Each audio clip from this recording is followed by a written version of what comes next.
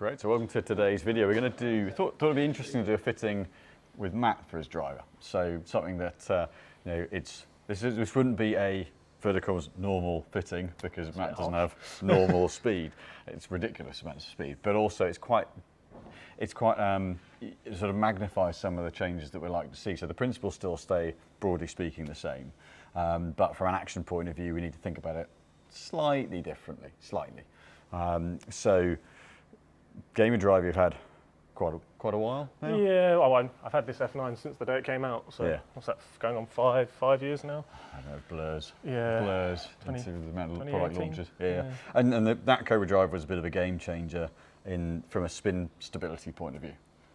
Yeah, I mean, I find that no matter where I seem to hit it, I get the odd low one that spikes, but most of the time it's that 1800 to 2.3, no matter where on the face the strike is. So yeah, finding that's quite difficult these days. And when you get up to, and that's one of the key things I think, when you get up to your kind of speed, for which anyone not familiar with Matt's speed you will see shortly, spin becomes the most important thing versus, okay, we don't want it launching crazy high, but actually as club speed and ball speed go up, spin becomes more important. As club speed drops, actually launch angle becomes more important and getting height. But for you, it's keeping the spin in a good window. Yeah, for me it's just, if I can keep spin at hovering on that 2000 and launch I'm not too bothered about. It goes anywhere from 10 to 14 swing to swing, but I know roughly when it's coming, what flight it's going to look like. So as long as that spin's a stable number, I'm in a pretty happy place. And that's why I ended up on. Yeah, so currently it's the 9 degree in the F9, weight forward, lofted down. Yeah. And shaft wise, and this is one of the, you don't see these very often, this is one of the Rogue 130s. This was one of the kind of first $1,000 shafts in that they produced some materials where one of the structural differences was how they wrap the flags of graphite. This one's the first one they could get it wrapping around the shaft rather than lengthwise over it. So from a stability point of view, that really made it torsionally very stable, hence something that for yourself has been a really stable shaft. Yeah, as soon as we changed it, I mean, had the made for version in there originally, and it felt pretty stable, but when I started to really ramp the speed up, I could feel it was getting away from me. And then you gave me this one to have a test with, just as a, does it feel any different? It was like, wow, this is night and day difference. Yeah, okay, this one works. Yeah, because this was one that I remember when it launched, they got 4-5 Westwood in particular, put it in play straight away, and he's always been a good driver of the ball, but his consistency suddenly kind of tightened up again. I mean, this shaft goes back, cripes, trying to think how long ago, it's got to be 10 odd years ago, 8 to 10 years. So, where the difference is structurally now, they can get a similar stability, but with a little bit more feel potentially, whereas this one, a lot of players feel quite harsh. Yeah. I'd say, but yeah, you don't get when you load it like you do. You don't get a huge amount of feedback with it, especially when I kind of, in between fits, I might just hit a few with something different, especially when new product comes in, you always want to give it a test. Yeah. There's a massive feel difference, even for the shafts that you might think are the same bracket based on speed or weight or whatever, however you want to look at things. Yeah. There's not a lot of feel coming out of this versus anything else out there. So I've got used to the lack of feedback, but it might be nice just to have a little bit of feel of what's going on in there now. So what we'll do, we'll kind of get some base data with this, and then we'll run through what kind of options one might think based on your kind of speed and distance that a lot of fitters might default to. Get a couple of shots of those and explain what might and might not work with those, and then try to see if we can beat it. So perfect. And try not to break you in the process. I'll be all right. How many shots you hit. I'll be all right. There was a point in time I was doing 200 drivers a day when I was really going after it, so I should be fine. Right.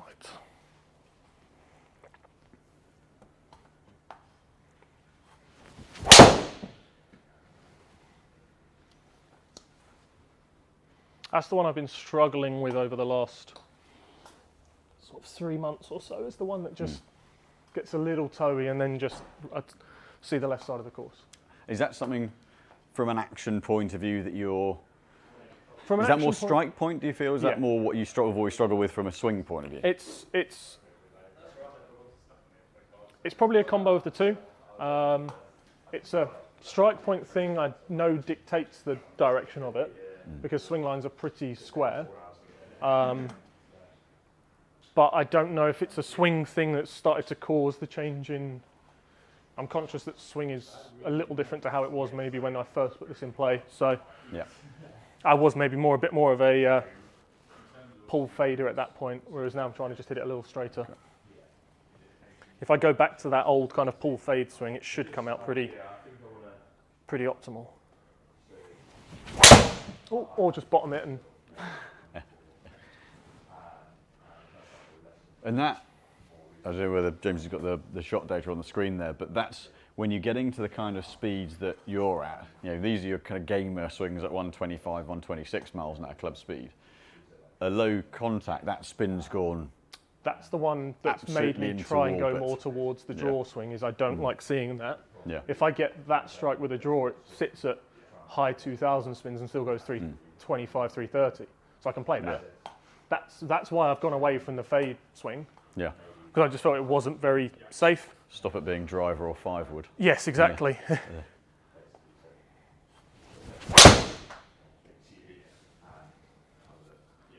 Okay, and there's the toe one. Is that big toe, that one? Okay, yeah. So, I mean, those are sort of, I guess, it's a little bit of a snapshot, but I think, and this is where, so your swing isn't one of those swings where there's speed and it looks like you're absolutely kind of chucking everything at it. It's not just a kind of heave at it, and what you've got a lot of mobility, and so you get that sort of separation, that drop in, separation, and then snap through, and there's naturally speed, but that kind of action, there's still tempo in there. Yeah. So it's kind of a I can't say sneaky speed because there's nothing sneaky about it. It's just fast, but it's not a aggressive action. It's a kind of a lag and whip kind of speed, and that makes you, or we know you're a slightly kind of tricky fit from a balance point of view. But that's what makes you very sensitive, because it's such a, when you amplify the acceleration rate, that acceleration through the ball, and you get that amount of late speed, your margin of error weight-wise is tiny. I mean, mine's bad enough having a little bit of whip with the hands, let alone, I mean, I'm going to be kind to myself, so 20% slower. But yeah, it's small enough at my kind of speed, but when you amp it up, that's when, and that's why actually when you get to your kind of speeds, there's keeping it on the planet is quite tough, because 2 degrees close and a slight toe strike, for most other players that's light rough. Yeah, that's a reload, start again for me. That's one of those, can you give me another ball, Teddy moments. Yeah. So I mean, generally speaking, how has this driver felt to play, and is there anything that you kind of feel like you haven't got with it? I've always got that one in the back of my mind. That last shot is always in the back of my mind of, at any time this could come out and I could just see this thing disappear. Yeah. To the point where I've started aiming right side of fairway.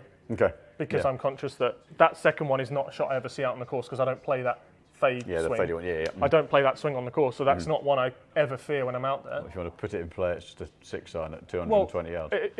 Realistically. If it's a just hit a tight fairway, it's 3-iron. It's 290 with a 3-iron, just get it down there. And then actually, if I've got the space to go after one, it's a bit more free. I'll aim up the right and hit that. Yeah. Okay. And if that one comes out, I know I'm still in play. Yeah. But most of the time, it's that pull draw. What most people would probably see it as. Okay.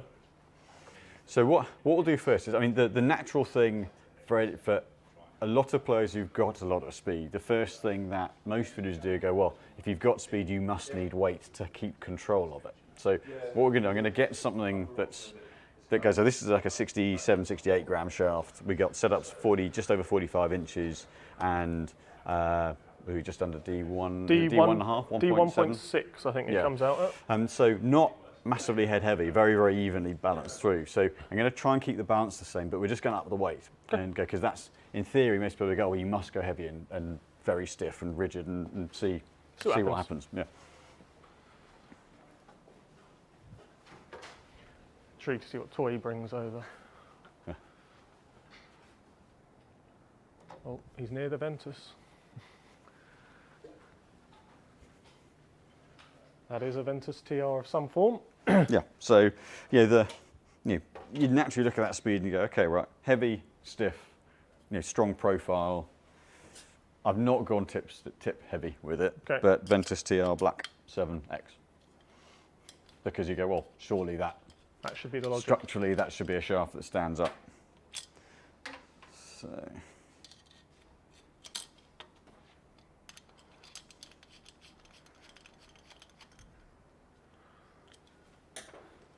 Let's go. So shaft length, this will be just a little bit shorter than yours. It's just 44 7/8. Okay. Swings that. D2. Okay, perfect. So not crazy. Have I just got it on the right? Certainly, yeah, got that on the right setting.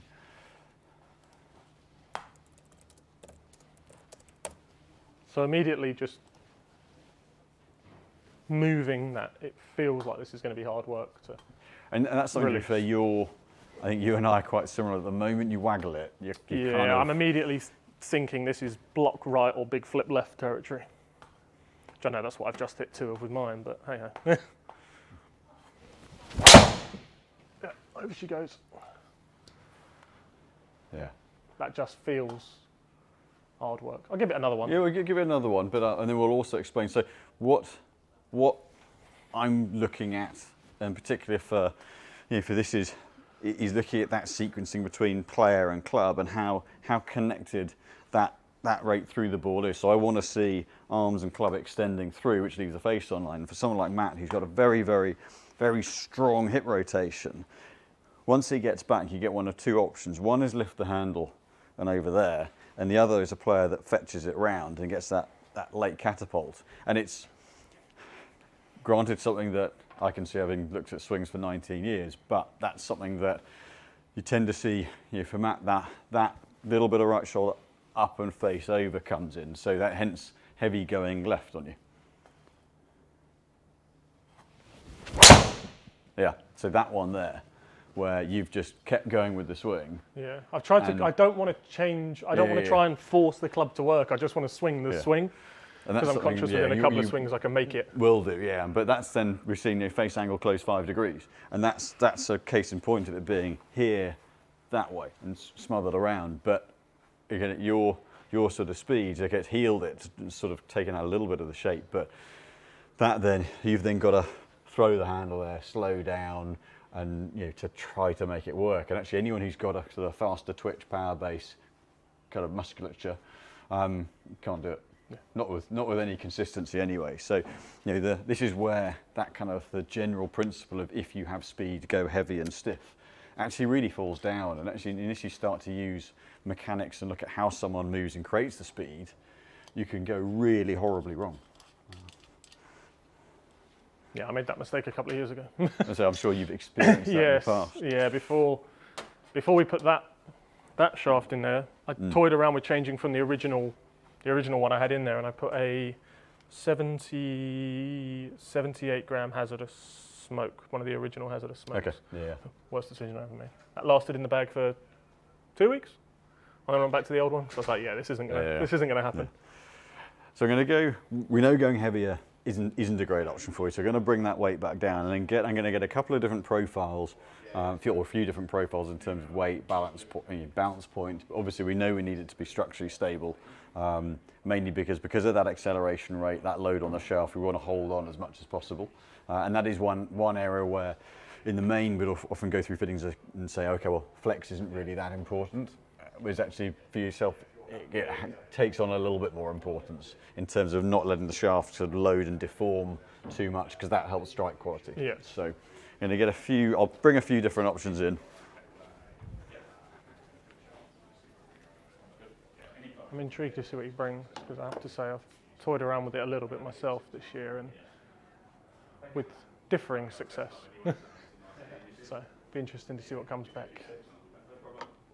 Yeah, just got a few different weights and balances just to kind of take us. I'm just going to, we'll start with, I'll keep the TR, but we'll get down to the 6X and see what that does.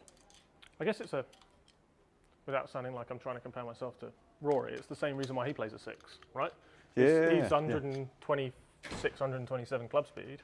He sits in a 6X because he has tried the 7 and has the same problem.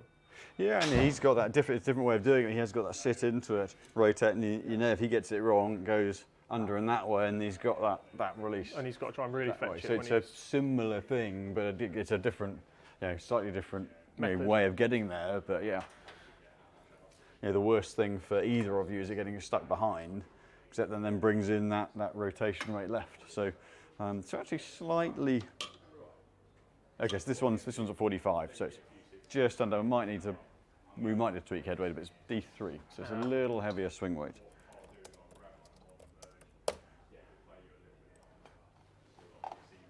And the reason for going lighter is to make sure the club stays with you and stays for very sort of out in front of you rather than getting dropped back. Fetched and having to. Right, let's see.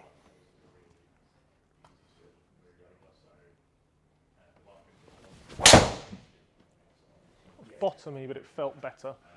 Yeah, you could see, so bottomy, so the head's twisted a little bit, but you could see it's out and stays square longer. So face to path, half a degree open rather than closing down. That was just a little low on the face that twisted it. But spin 3-2 rather than 4,000. Yeah.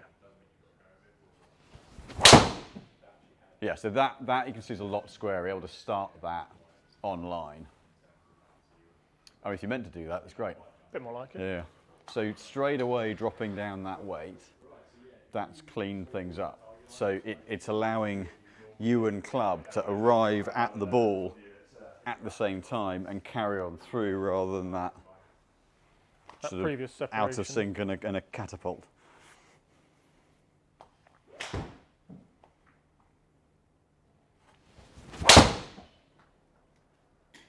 Slightly left. Yeah, just feels a bit bottom end heavy. Yeah. It just feels. I know that one's swing line wise is better. Just feels like at the about there. Just having just lose the bottom end a little bit. I'll go to some others. We may well come back and just manage the head weight a little bit as well, but that's certainly, so we can see bringing that weight down sub 70 grams, upper 60s, that's into a much better window. Feels a lot better than the previous one. So, just going to take, I'm just going to take it a little bit less heavy. So this one's into the hazardous smoke green small batch Hulk thing. Yeah. So you've got guys like Cameron Champ using it. He certainly used it to good effect. This one's similar swing weight though, but it's a little lighter. So it's whether that isolates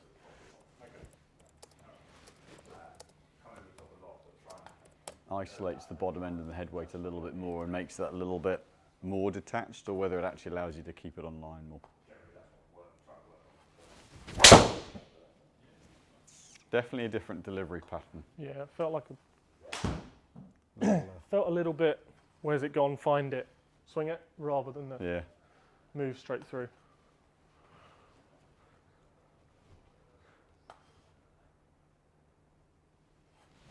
I have to delay the top. I got like you're waiting for it through the ball. I have to delay it before I can then. Yeah, so through the ball. So I could see that first swing, almost that little bit of a manage and hold. Then I'd say it's probably just a touch on the light side, but. And this is where it's fitting someone like you is very nuanced. I mean, thankfully you give me a lot of feedback, and that really helps because it's. I rely a little bit on you saying it feels like it's doing this because I've got about half the time to see what's going on as other swings, but just that feeling of like saying it feels like I've got to wait for it. Okay, that ties into what I see you doing through the ball as well. So that helps to kind of join together what I'm seeing and what it feels like a little bit more. So the tough one actually on the tough fits is where you get someone with a lot of speed who doesn't have a lot of feel. I mean, you hit a lot of shafts.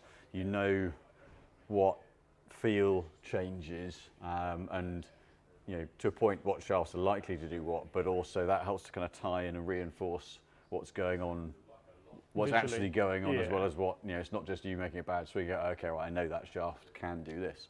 And I always think from the fitting standpoint, hitting everything is so key to learning what they do because you can tell what it does to you, so you can look at someone and go, okay, well, I know I can see what's going on. That's going to do that or do that, yeah, exactly. But yeah, that feedback is, at these sort of speeds, is invaluable So we'll put that there. I think with that, what it is, it's being that little bit lighter and maintaining the swing weight, it just isolates the bottom end a bit more, so your connection to the club head is a little bit less. So it's a club head out on the end somewhere. Yeah, I was definitely aware of the grip, and I was aware of the club head. I wasn't necessarily aware of the whole club. Bit detached. Mm. Yeah, whereas mine feels like it's one piece. Yeah, and that's sort of where the phrase I use a bit lead ball at the end of a piece of string. It's out there somewhere. Yeah, it's there somewhere. I'll find it eventually. Goodness knows what it's connected to. Yeah. Yeah, the shots where I don't find it could be dangerous. Oh, that's interesting. I didn't expect that to swing quite as heavy as that. How heavy are we talking? About D5. Is it going to be long though? Is that why? 8 longer, 45 and a Ah, quarter. we'll give it a... That's the nitro. I normally expect that slightly less. Is that the low or the high? Low. Right. Yeah. Yeah, it exaggerates it a little bit.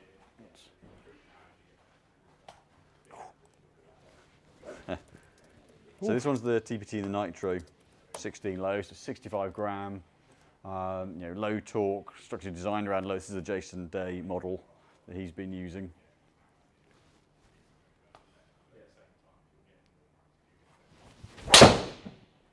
Yeah, so that isolated bottom end got away with it. has the risk of leaving it out Yeah, right. that's then all of a sudden the big cut swing that has the... I mean, that one you've absolutely nuked. Yeah. But it has that dropped under kind of look to it. I'll see another one, but I think over 18 holes I'll probably hit that shot twice with this one.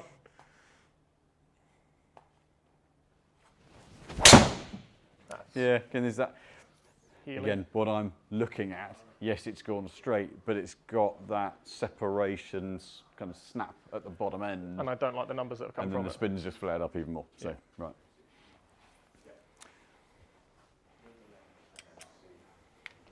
Let's even that out a I little thought I was bit. going to be awkward. I didn't realise I was going to be this awkward. I did. I'm just going to grab the alternate model to this, just because I think that's going to be more useful. Right. So I'm actually going to go into one of the Acras. Now, the dead weight's a little bit lighter. Okay. Also, still a little lighter. It's sort of low 60s. Okay. Let's see where this swing weight gets us to. It's interesting actually where, relative to the setup on that Rogue, because the head weight's not changing. It's the same fixing. The only variable is how the shafts swing. It's actually interesting how, I wouldn't go as far as saying it's counterbalanced, but actually how lighter swing weight. It definitely feels that way. Yeah, it's not like a VA Nemesis counterbalanced. I think the fact it's got a mid-size on probably is pulling that up a little bit. Only a little bit. I think only a little bit. Yeah, and this one's the Acura, the TZ Gen 2 6 series, because that's less tip heavy. In the 60, which is that little That's bit. the 5 series. Oh, is it the 5? Ah. they look very similar. Same finish. Yeah. Same finish, Just same testing. pattern. They just have a different letter on them. Just testing. And he gave it to me. It did feel not quite what he was saying, so I just thought I'd check it. Earlier this week, actually. Blame that on someone putting it back in the wrong place. No, I was just looking at the number on it rather than the weight on it. It was in the right place. That was just me pulling the wrong one. Right. That'll be why the swing weight was a bit heavier than I thought it was going to be. It should be a little bit less heavy. Yeah, back down D2. Okay, that one comes out in the lighter place. So, Lovely. Acura design-wise, lower torque, not necessarily as tip stable as the 5 series, but based around the old SC80, low torque, a little bit of responsiveness, but that low torque being what keeps the stability from a spin and dispersion point of view, in theory. And is that then why they did the ST version of this? Yeah. Because it's that they know it's a little soft. Yeah, that one's got that little bit of play in the tip and then the ST, but it's a massively different balance than the ST. So yeah, I hit the it's a ST when very it came different in, and shaft. it was a very different, considering it's the same family, it's a very different feel.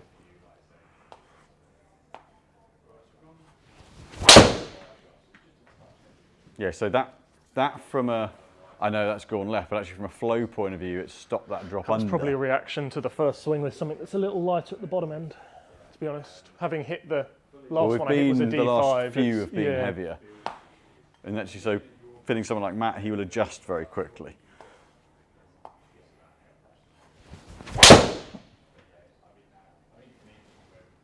But that starts to look like you're not, so even the first one went a little left, it still had a better, that felt like a cleaner connection through the swing rather than having to work the face.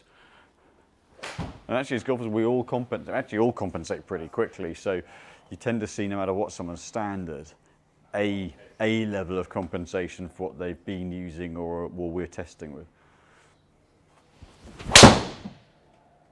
Yes, that's a little more up the right, but that doesn't look like you've got to hold. Doesn't look like you've got to hold the face off. That's just free. Closer. That's a lot closer. That's just free moving. That's quite nice.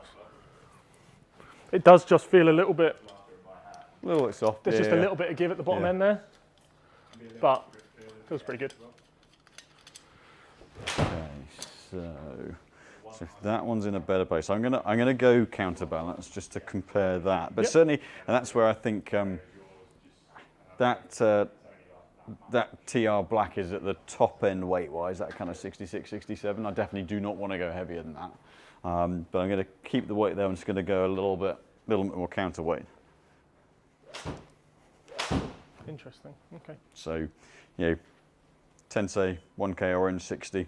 This one's designed around tip stability, low spin, and you've had a lot of success on tour with this model, but quite fairly back-weighted. But again, there's enough head weight there to keep it just sub D2. So it's interesting how, I know this shaft is a different profile, different balance point to the Acra, to the TR black, in terms of where the weight sits. But actually, because of the head weight on it, not shifting swing weight too much.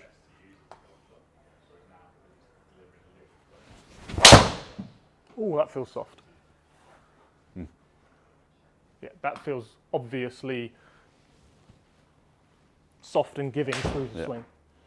And where do you feel it the most? Is that as in terms of throughout the swing, is that as you start, or as you coming, as it's about there, so as the lower body gets cleared and the arms then speed up, it just felt like the hands went and the club didn't. Okay, yeah. And then it was that one I didn't fetch it, so it's gone up the right. And the thing with this shaft, if they went to grip end stiff, because it's tip stable, from a retail point of view or from a mass point of view, they're worried about it feeling too boardy. Yeah, it would just feel like there's nothing there. Yeah. Very much, they're quite a big deal.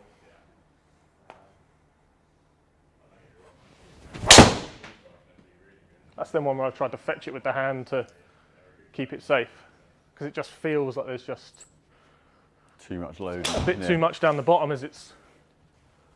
And from a swinging point of view, is that how much do you feel you're kind of having to back down a little bit because that of one? that? I don't feel comfortable hitting. Yeah. I wouldn't be able to stand there on the tee and go, right, I can just on a wide fairway you can just free up. Yeah, because there's that little bit too much movement in it, and that's really where that sort of torque and stiffness side of it, that feel aspect, is you've got to be able to trust something and know that it might produce good numbers, but if it feels wrong, you're going to get halfway down and go, oh my God, where's this? Yeah. And then all the flow goes. Yeah, so that one was very much a save it rather than a swing it. Yeah, because its balance point didn't look too bad. Yeah. It actually looked like it moved just quite well. Just was giving a little bit too much. But when you get, and I think this is where, take this one as a shaft, going back to your game one that you started with, is that's such a stable feel that actually it could be quite hard to move to something else because you're so used to that feel basically of nothing going on. Yeah, it just all comes through as one and it's there. So that almost that feeling of safety net that there's nothing extraneous, is that the right word? Nearly going on. There's nothing extra going on with the club that could influence the shot. So yeah, matching that balance point and feel. Because obviously with I know that's swinging at 1.6, there is one. 1.8, but I'm conscious that that's got a mid-size on it, which will impact that swing weight a little bit. A little bit, yeah, a little bit. In terms of and that's something that potentially, once we kind of dial in, I can swap the bigger grip. There's definitely one other I'm going to grab from next door. Problem is our brains work too similarly with regard to this. So internally, Matt's probably going, when's he going to grab that shaft? Yeah. So I've gone actually back to Accra, RPG Gold. So RPG Gold is the RPG line is one of their kind of higher end ones. It's their higher end material. Not that they use lower grade in the others, but this one's really kind of pretty much top end, but designed. So this one's got so their flex domination is M3 regular, M4 stiff, M5 X.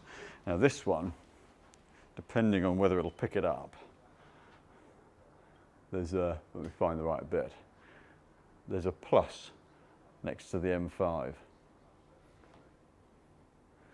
which means super stiff.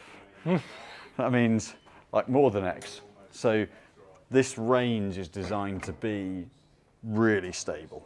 Now what you're saying is if I start complaining that it feels soft, then I'm just flat out lying.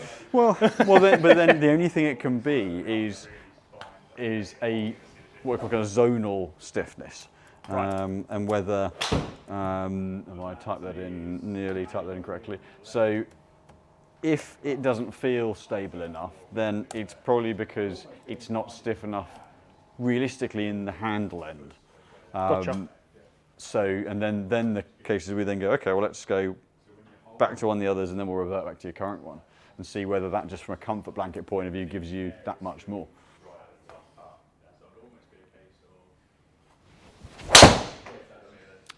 Just a bit late. That was a dodgy swing, I'll be honest.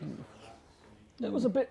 Slightly toe side. You can see where spin is straight away. Yeah, spin's in a bad place. That was just a swing I wouldn't necessarily read into. It was a bit steep.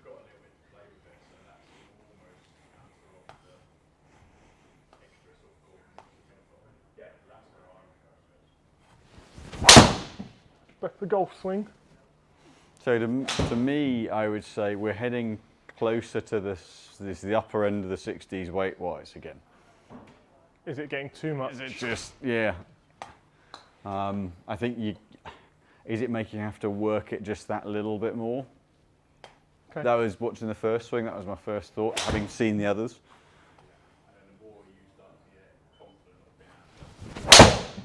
Yeah, there's that little bit of, so that's only 2.5 close, but it's got that little bit of, there is a release, that almost sort of top spinny element to it, which... No then. Yeah, so again, yeah, structural rigidity, technically there, material quality definitely there. But just not quite. Weight just creeps out the top end of it. Let me push it back, let's go back to that Ventus TR. We know that one feels a little bit softer than that, Chris, so... Would you consider going down to the blue TR? See, going back to this one, but potentially just purely it's whether it's I think the only question mark from what we've seen with these ones is going to be the feel side of it. It's going to be a slightly softer or less stiff feeling shaft. And for something, this shaft really is kind of its target from a swing profile point of view. You've got stable, the material under the handle for stability. You've got the tip stability from the original Novellicor there and the extra material here. And that helps drag the balance point up a little bit. And that's why you want to do TR rather than the standard one. Standard one's going to get bottom end heavy, get stuck. So it's more tip heavy, the TR, because of that handle material. Gotcha. Neutralises the balance point, but also stiffens the handle. And that's why they did the TR, was for the tour pros who had a stronger transition and started to feel a bit of movement, like you were in the Tensei shaft. Okay. Just felt a little bit loose.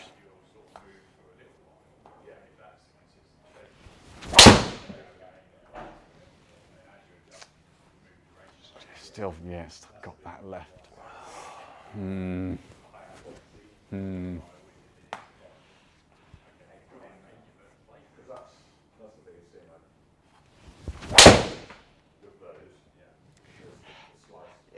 It's one of those ones where if it were 3 or 4 grams lighter, I think that could be really, really good.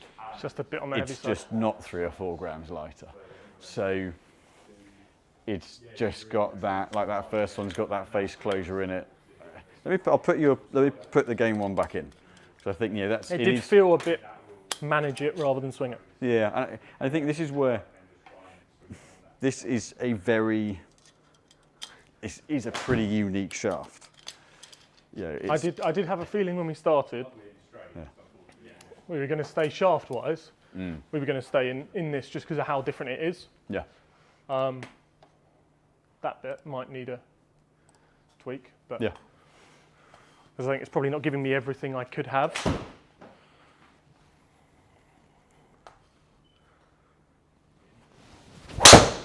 Bad swing. Toey didn't turn the body. Oh. Yeah, that was Toey. Yeah, that was just a lack of lower half work.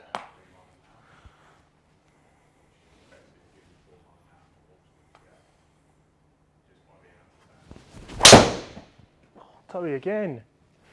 Better swing line. Yeah, the line's good. That's a toe strike giving you that. There's certainly not, so for a swing, I mean, that one's half a degree open on the face. There's certainly not that rotation, catch-up, catapult to it, for sure. So I put the Aerojet LS on here a little while ago for a couple of weeks, just to give it a go out on the course. And when I then put this back on, since then I've just been toe side. I don't know what changed. It's the same head. It's the exact same head I had on there before, and I was lived in the middle, hit the nice little 2-yard draw. Put the Aerojet on, came back to this, just lost the ability to find the middle. I don't know if it's a mental thing. Let me have one more waft at it, but it swung a little heavier, the Aerojet. Yeah. And I don't know if it's just changed the rhythm of how I move it. Because again, it looks like that stays online a long way through. That's a little bit lower, but you can see there's no... It just feels a lot more comfortable. Catapult. So I think certainly from a delivery point of view, taking into account the profile of it, the handle, basically the downright rigidity all the way through, the weight of it, that extension that you see through the ball, a face stability. And I think the reassurance that stability gives you as you're moving through it, that's fairly unicorn-like as a shaft. So I don't think we're going to beat that. I had that. I've had that this year, trying to find something. It's been you know what? It's not. Nothing's quite felt the same. So I'm glad that we've kind of agreed on. Yeah, when they bought that out, it was a real kind of flagship for them. Kind of like, right, this is a completely new way of wrapping the flag, the type of material, and say that ultimate stability essentially when they brought it out. And it's interesting that you can't find anything about it anywhere. It's almost like they didn't make it. I mean, it was a real statement piece when they launched it, and was pretty much only available, only used on tour. We got some samples, and I think we might have done 1 or 2, but they weren't really. They're not really mainstream. I mean, they're actually they're almost close to a kind of a long drive style shaft, pretty much. So let's see what we can do with that bit on the bottom. I'm going to get a few. Take this one apart. I mean, how much, I guess, I'll whip back in very quickly. So from a playing point of view, I mean, the one thing with this that we know now, since post-launch we know about it, is that with the face, with the markings on the face, if it gets wet, the water kind of sits on the face, and then you get no grip, and then it that CNC milling has killed me a few times in the wet. I mean, don't get me wrong, they've taken that off. I don't play a lot of wet weather golf, but I am forced out there. Year. Yeah, I am forced out there every so often, and there are days where I won't hit driver. If the rain's falling consistently, I will not hit driver, because I know it will the ball will get wet whilst it's sat on the tee, and it will just nosedive. Yeah. So I just don't hit it. So I'll have days where I might be playing something that's close to 7,000 yards. I'll just hit 3-wood everywhere. Yeah. Because I know that if I hit this, it's going to be shorter than 3-wood anyway. Yeah, it just falls out the sky. Because it just falls out the sky. So I used to be able to deal with it, but this year playing more golf in all conditions, it's time for time for a change on that bit. And also, I think it's going to break any day. There's a little crack that's appeared in the toe that's really? at some point it's just gonna pop off at some point. Yeah, we'll see if we can, we can get the camera to see that one. So for the folks. So it's just a very small little nick. Let's see if we can get that caught on. So probably at your speed, with the amount of stress that the head takes at impact, that's going to pop at some point. So, yeah. Right. Yeah, I just want to find that solution before it does. Right.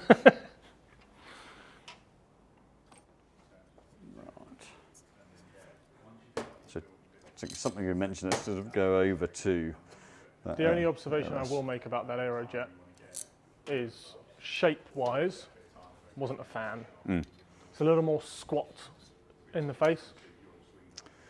Yeah, it's marginal. We're talking only a little bit, but I don't know if it's visually looking down at it or if it actually is. Yeah, and it's where just things doesn't like have that the face bulge in the markings, crown. face markings make a difference.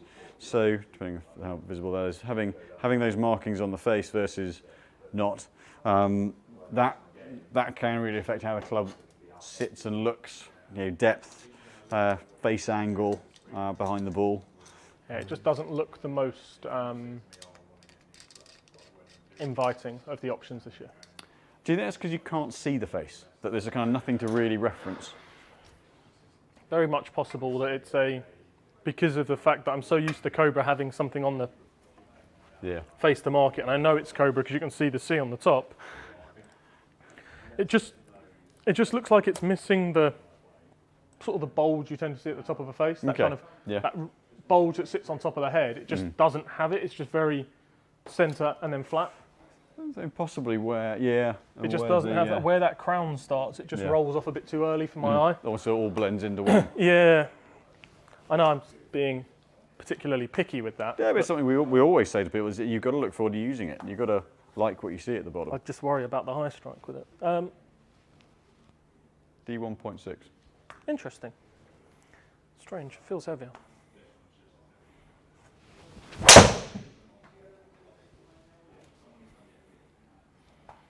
So that one. That looks low spin.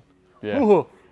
Just under 1700 low spin. Now, actually, that's where at your speed you can definitely cope with low spin. If I were to put the screen, put it on an optimizer where this comes out, if I put it on max total, that screen visible, we can see that it's within the blue area. However, it's at the bottom end of it, and conscious that was a slight toe miss. Slight, yeah. But that may just impact it 200 RPM. Yeah.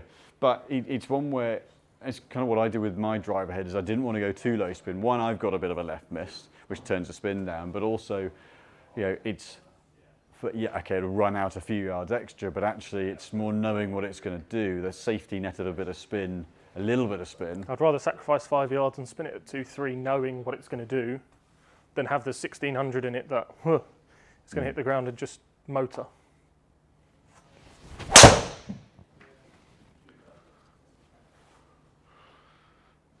Maybe I shouldn't complain. Again, slightly on the toe side. I think you can see where with that shaft and that swing weight balance point, that's a really stable move through. What's quite nice with that is that's a similar strike to we had with the F9, and it's on the fairway. Yeah, it's the not F9 we were looking in the trees past the bunkers. So it's nice that I can probably get used to it, because that's something if I saw that on the course, I'd be looking over there. Yeah. From a feel point of view, I'm thinking that's halfway up those trees on the left. So the fact that it stayed on the fairway makes me think maybe it's more forgiving than. Yeah, and I think we're looking at a couple of generations on. That's really the only bits they can improve. And I think as a head, Cobra with having had Bryson on, high speed players, it's really one of their biggest input and influences on certainly the tour end of things. Is someone who that's built for. It certainly had design influence from that kind of swing speed.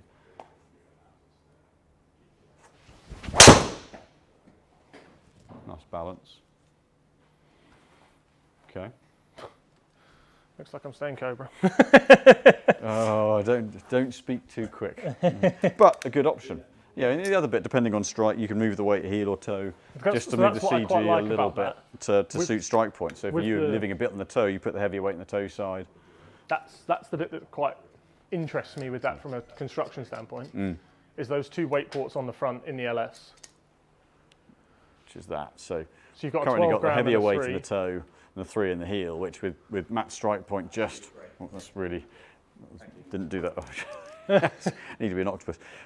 With his strike point just erring heel side, by putting the weight in the toe, he doesn't necessarily fade bias. It moves the centre of gravity just a little more toe side, so you're taking away a bit of that gearing by moving the weight slightly toe side, because it's not enough mass moving to really change shot shape. The dynamics of the shot shape.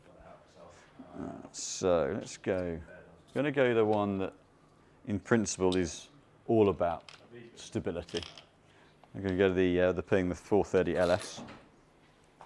You could certainly, in principle, if we were saying pick a driver head to give you as much off-centre performance as possible, this would be where in theory, this would be it. Let's just check that. I've just always struggled with the Pings with head weight. Yeah, slightly stronger. Let me see how, if I can get the slightly lighter weight just to get that down really in line. So whilst technically losing a bit of forgiveness by doing, I can do the same thing with that toe side weight as well. Technically lose a little bit of forgiveness by taking a bit of weight out the back, but yeah, it's still, in principle, significantly different than where you have been. So just a fraction, just to fine tune this.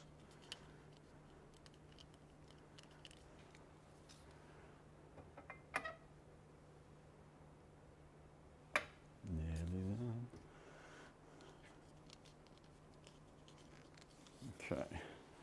Lovely.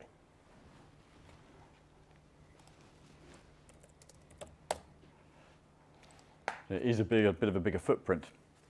I think that's certainly something that I found was that between the TSR3, for me, the slightly neater head shape, I actually moved a little bit better.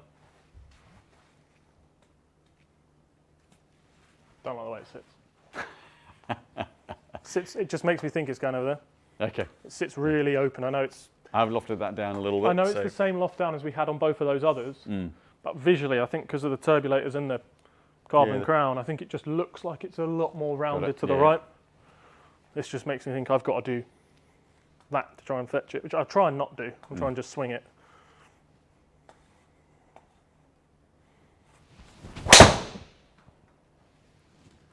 Didn't quite manage it. But that also goes to show the importance of those visuals. You can see straight away, this one's same balance. Nothing's changed on that front. Obviously, the size of the head, the CG position will change the way it swings a little bit, but you can see you reacted to it and closed the face down. So it is a key bit. It's just the way it rounds off on the sole. It just sits slightly on the heel side of the shape, and then it just spins open too much for me. Yeah. That's something we've seen in the past with certain heads where the max seats really well. That one's got a slightly more rounded sole. Yeah, that's what I'm curious. No, I'm all good, thank you. So solid. I couldn't stand there and hit that on a tee box and know it's going to go straight. Yeah. So the bit that we were talking about there at the sole shape is that roundness in the sole. Sorry. Close, sorry. So is the roundness to the sole there, and that gets it. If you're sitting the club here, it's set on the heel side. It can then sit on the back, so it goes that way and drops onto the back side. So my M4 driver has a much more cambered sole that way, so it cambers rather than having that bit there. It cambers back, which again makes it sit on its backside even more and sit open. Which for me, historically, hooking it's been quite nice. Yes. But yeah, if it makes you feel like you've got to recover it, then if you're someone who has that reaction, it just makes me think. I look at that and set it down, and I think that's got right of that right bunker written all over it. And that to me, just I can't stand there and think, especially as someone who is more of a right side fairway aimer. yeah, I can't even think I'm aiming right side and this is sitting like it's going to be in the trees on the right. It's just a recipe for... It's a good feel, yeah. Yeah, you don't want to be thinking, you know what, I'm thinking this is going to be a big a big flip just to make this work. But it shows the power of the importance and the power of standing over a club and trusting it and not making you think of other things that you've got to do to make it work. You just want a club that you can set up over and just hit. Yeah. So going this one to the Paradigm, Triple Diamond, the low spin job. They've been one that I've always been intrigued by the Callaway stuff because of the cog system. Yeah. Because it doesn't change that very, face. very well, good. It marginally changes that face angle versus what you get with the others when you start lofting them down. It just gives me a little more confidence. Yeah. Yeah, the hosel systems, the adapter's very, very versatile. Gives a lot of options. So we've got the weight forward in this one at the moment.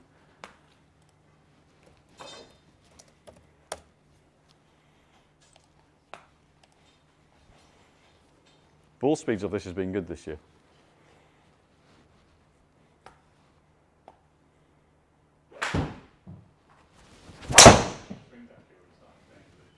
Saw that bit of extra weight I put on. Well, that one's, I'm going to put the weight at the back because that's straight away down at 1700 spin. Just to retain a little bit more spin. Okay. Visually very different. Yeah. That lack of marking on the top, very different. Yeah, so shape, very round. I can show you that. There's, ooh, I'm not, I should get it, put that through so I can. So visually, no markings on the top, very kind of clean face. There's very little to get a reference point from. So trying not to take the only a little earthquake. take the camera out. But that is something that some players like, the clean element of it, almost just using the face. But actually, a lot of there are a lot of players also that find they can't really see where they're going with it quite as much. But they've also done that slightly. I mean, this one, because he's a very low spin head, it actually measures a little bit more loft to stated loft than some of the other heads. So I think some of that is to make it not look as lofted as it is. That's something Callaway have always been keen on, is not necessarily having the driver be the loft that it is. It's a bit like with wedges and bounce, isn't it? It's kind of, to all intents and purposes, you could call it effective loft. They might as well put low launch, mid launch, high launch on them, because with drivers, because the ball's lower spin, the head's a lower spin, shafts are lower spin, everything's geared towards getting spin off, so they've got to put loft on it to get the ball airborne. There's a reason that Rahm's got a 10.5 lofted up to 11.5. This thing, the one he's got in the bag. That's what he plays week in, week out. Yeah, and he's got that shaft lean to turn the loft down. He then hits up it a lot, but then this one, he needs that extra bit of launch. A bit of extra spin. Yeah.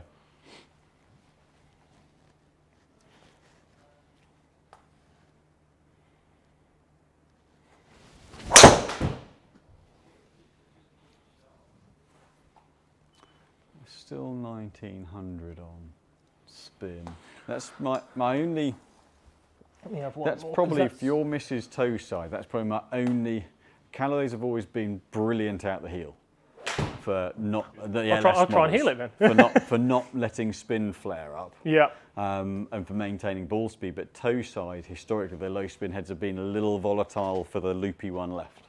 When I'm setting that in, does it look toe side in terms of where it's sat on the club head? Because that feels middle. Yep, middle. Is that middle? It's middle, yep. Because that's the only thing where there isn't a reference. I didn't know if I was setting it into the toe off the start. But no, that's fine.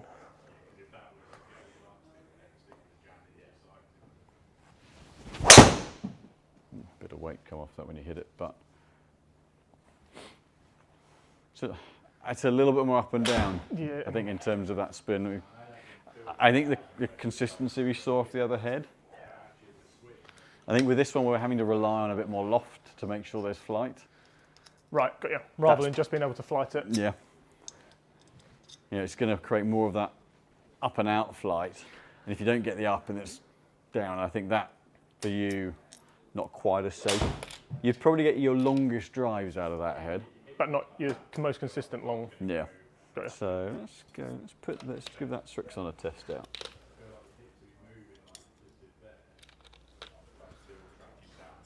This is one we got in the other day and gave a few swings, and we're actually quite impressed with the performance of it. Yeah. Let's go. The ZX5 LS. I'm just going to get the blue screw from the other bay.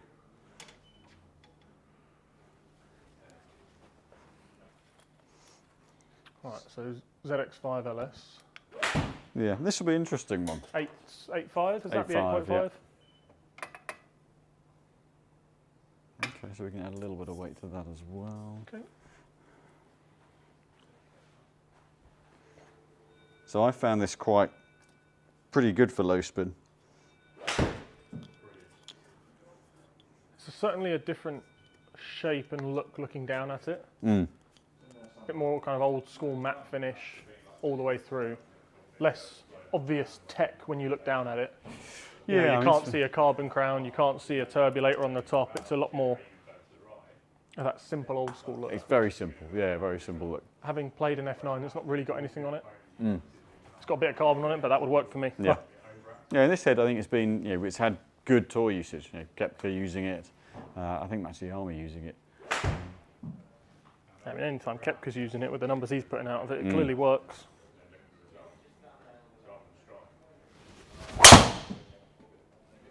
A little bit of a harder note off of it. Yeah, strange sound. Pretty much straight on 2000 spin. Strange sound, but I could get used to the sound. Mm.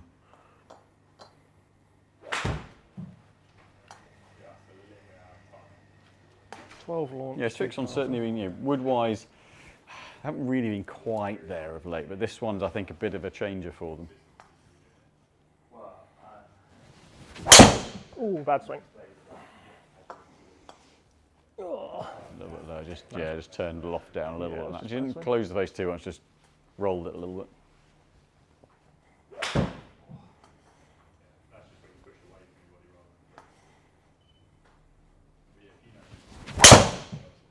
That was not going left. What'd that spin at, just out of interest? 2949. So not too bad. It's quite impressive. Not too bad. Considering that bit of face open, that's not bad. Certainly a note I'd have to get used to.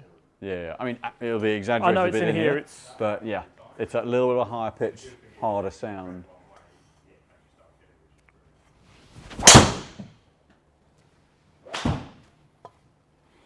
Just don't know on the sound. So a little low on the face, but 2-3 on spin. Wow, okay. So that's where things like the ping have been very impressive, lower on the face. That for that kind of strike, pretty good ball speed retention, but good spin. There I was about to give it back to you and say no, and then I turn around and see the number. Maybe I'll stick with this for one more. See if we can get one actually somewhere near the middle. No.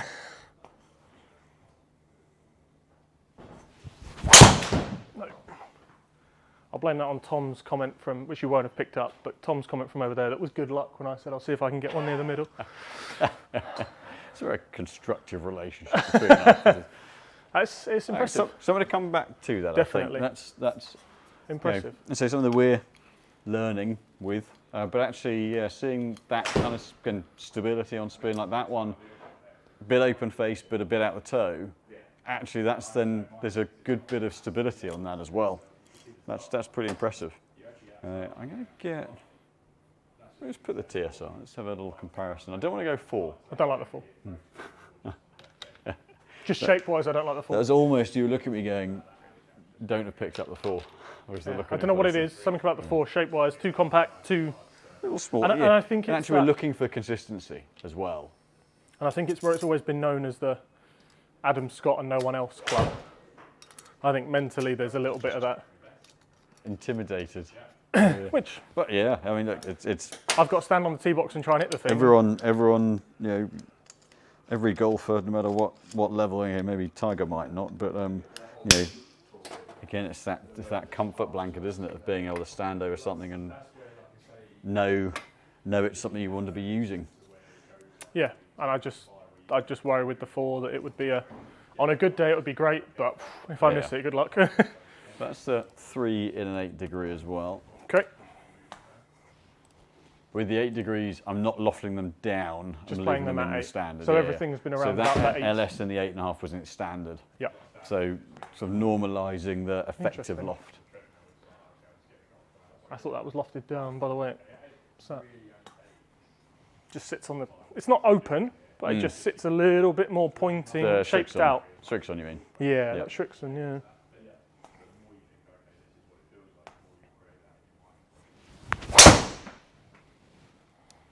See, that's something that this head. Okay, interesting. That's something this head. No, something clicked on the way back. I was impressed with almost, whilst I've been fitting with it for the last year, what impressed me with it was the ball speed out of the Titleist head. And that's something they've not historically been known for that much, but I think it's been really noticeable this series. It's very efficient.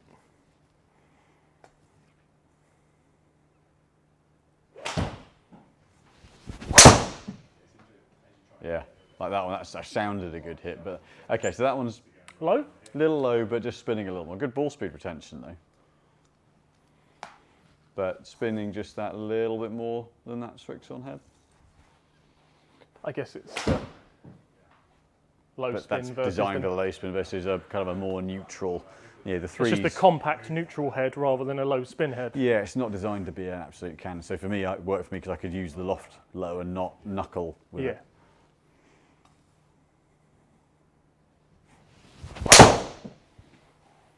Better strike? Yeah, it's a little high spin, which you could view as good, but it is going to be. It's about 400 revs off on spin. So the Srixon straight away was about pretty much bang on 2,000. That one's pretty well hit 2.5. So probably 300 revs off on spin. Okay. 200, 300 revs off on spin versus the. Do you think 2.5 is too much? Because from an acoustics, this would be much preferred to the Srixon. And we can loft it down a little bit. We've got the one notch, we can loft it down. Is it too much? For you, I'd rather see it a little bit lower. Okay. Look, if it doesn't work, it doesn't work. But if the Srixon's the better head, I'll just get used to again, it. 2.5. It's one of those, because of the launch and spin element to it, if it was launching at 10.5, 11, I'd happily live with 2.5. Yeah. Because it's at 12.5, because 13. It's 12.5, it's just a little bit less. Right, let's just go between the Cobra and the Srixon.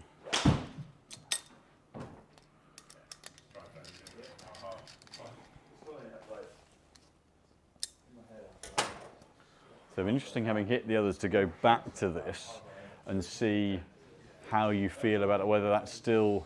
I guess it's always an element of there's probably a look and a sound that you'd have to get used to. Yeah, it's whether it's the which look or the one sound. you're more amenable to getting used to. Look over sound, I think. Yeah.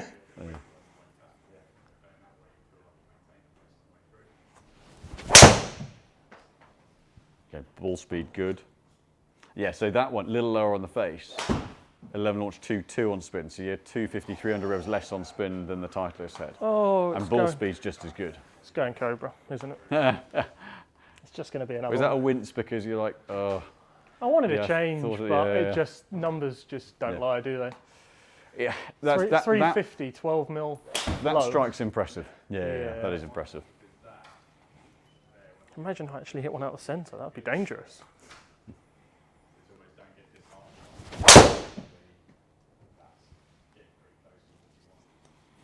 Yeah, so 2,000 spin, 13 launch, very stable face.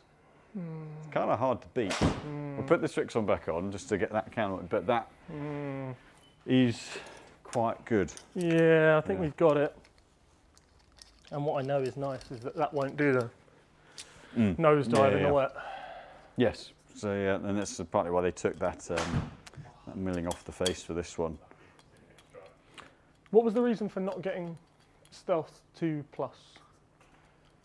I have my reason, but I'm just intrigued as to what your reason was. For me, a little bit of headweight management. Yep.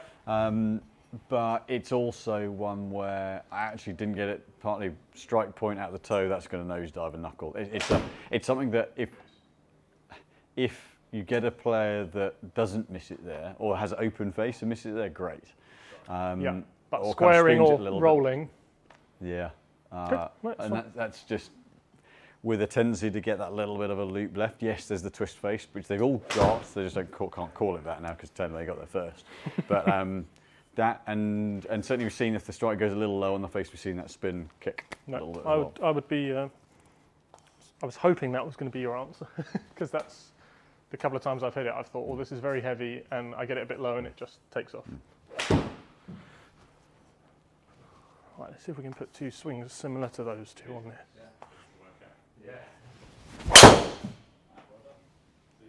I mean, it's interesting to see where strike was.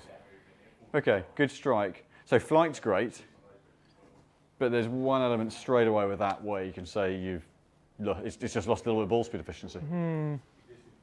But flight, the same. I was surprised. I was expecting that to be 187, 188, not 184. Is that just switch ball, just in case? Because that was the first thing I was looking at, because it sounded a solid hit. And to technically,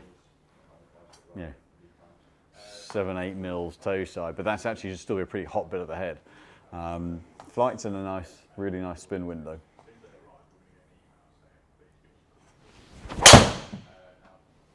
.188. Maybe that ball was gone. So possibly that was why I said switch ball. So 11.6 launch, 1900 spin. So which ball was it? That one. Considering that's a fresh sleeve that went in for this, that's lasted 60 golf balls. Yeah, but at 130 club speed, I'd get much more usage of it. Honestly, it's the battle I have on the golf course.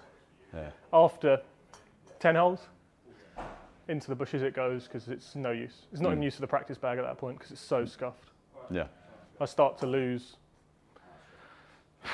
15 yards. By the 10th, I'll be clubbing up one because of how much wear there is on the golf ball. Yeah. From iron play and I'll be clubbing because of how much wear I get from wedges and hitting iron shots and cutting the top layer off. By the time I get to 9 or 10, it's 8 iron instead of 9 iron. Gosh, so you need to get a ball sponsor if you should start playing that. So out of interest, that head, going back to that last strike, is there I know between the heads I could certainly feel like a stability on some heads to the other. Is that something you're particularly noticing or so that felt easier to line up. Right. Just as a visual, that looks like I can set that and line that easier. But off centre, that one felt like it had a little bit of twist in it. That one being the Strixon versus the Strixon had a little bit of twist in the face. And I'd just be worried that's only 6 mil toe. It's if I get that big toey one that comes out every so often. Yeah. How rancid is it going to feel?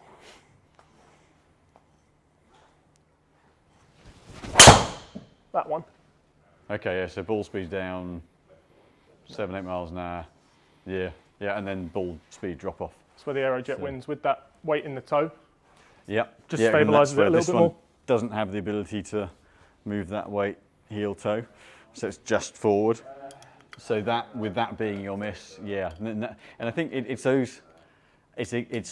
amplified at your speed, but it's those little bits that give us the ability to manipulate that CG position to suit you. So the Titleist I was able to put it a little bit in the toe. The ping head we could put a little bit in the toe. The F9 is just front back. It's just front back. So this, for weight wise, we've got that lighter, but that's you've just got to weight the front of the back there. There isn't that ability to allow for strike point on it. Yeah. As much as I hate to admit it, I do need that little bit of strike point manipulation help. But again, the amount of deformation on a strike for you at impact versus, you're at 125, 130, versus someone at 95 miles an hour, it's 50% more. So, at very least. 1.8 straightaway ball speed, 187. just close the face a little bit. That's all right. But actually, that's still, looking, that's a fairway width, that's left edge of fairway. Yeah. But 12 launch, 2-1 spin, 187 ball speed. Right, let me aim one out of that right bunker and just try and drift it back in, which is probably how I'd want to see this go.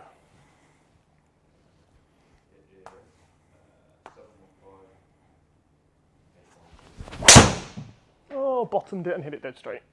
Bottomed it, 188, 189 ball speed, 2-7 spin. Oh no, it's 341 up the right side of the fairway. Oh, boo. Right, let me hit one where I just...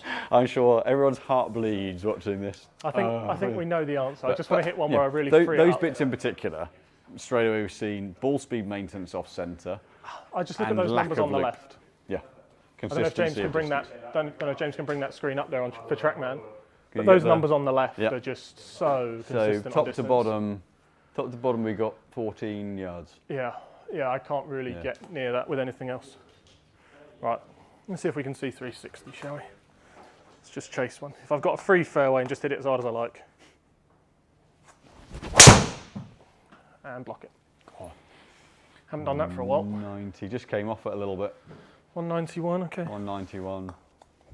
But it's not, again, that's landing just outside of fairway width.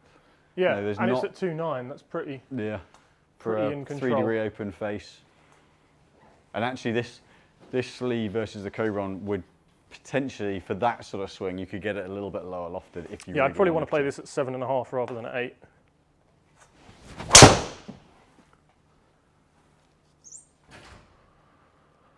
Yeah, and that's where when you ramp it up, that bringing that loft down a little bit more just brings the flight down a little bit more. Done, happy. So, staying Cobra after all of that, just an update. So folks, look, even the colour scheme works, white and black on the head. Sartorially it'll be nice. We have to go black and white on the grip as well. Yes.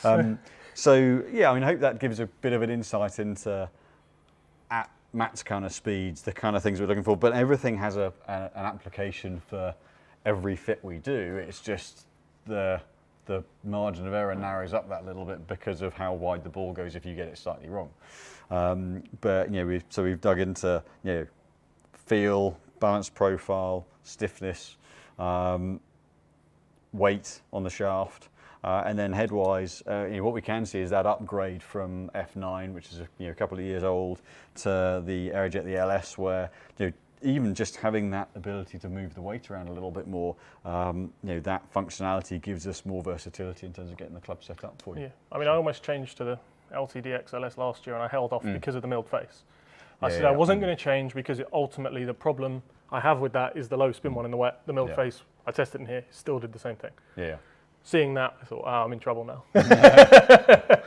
So I'm glad we agreed on the during the fit. So no, very happy. So some good results there, and definitely from the head side of things, the shafts is probably harder for everyone to pick up in terms of what we're seeing and you're feeling. But certainly on the head side, you could really see the really quite marked differences in where the spin sits. I mean, this one just doesn't dip down as low as some of the others, so nowhere near as volatile in that respect. But for your missed pattern being kind of into the depending where the camera's looking at, into that kind of lower half and into that side of the head, this just outperformed stability, outperformed everything else. So there you go. Hope you all enjoyed it. Matt's still intact, which is always a good. Knee hasn't given up. Shoulder hasn't given up. Any questions, anything, let us know. Subscribe, like, hit the bell button, all of those above, and we look forward to bringing you some more content soon. Thanks a lot. Cheers.